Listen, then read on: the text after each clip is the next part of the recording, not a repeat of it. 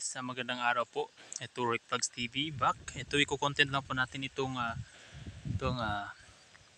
mga bulaklak po ng kape. Sobrang dami guys. At ito yung dati pa nung pag-alis ko kasi 13 years bago po ako nakauwi. Ito medyo ano na hindi naman to namumulaklak. Ngayon grabe ang dami guys. Ayan po guys. Yan. Ayan guys. Napakaganda guys. Ayan guys. Napakaganda ng tubo niya guys. At hindi lang po yan.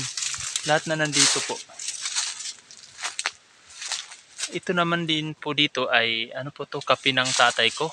Yan, karugtong doon sa baba.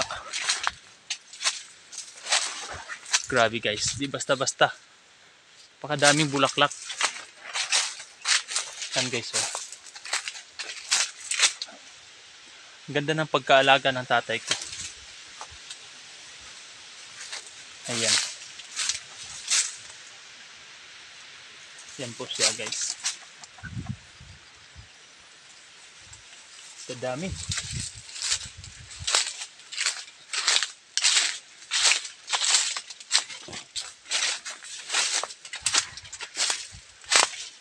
Guys. Hindi gaya dun sa baba guys, medyo ano siya po, kaunti lang pong bulaklak, hindi gaya dito na sobrang dami talaga. Yan ito.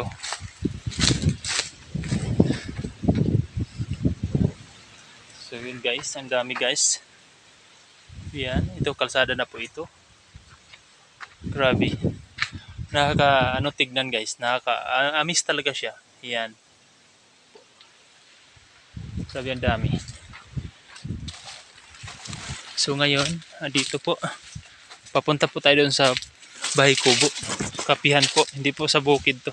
Kapihan na po. Yan po guys. Grabe ang dami guys. Kaso medyo nalalanta na po yung kanyang bulaklak dahil po kasunod yan is bunga na po. Ayan. Yan guys. Yan, dami bulaklak guys.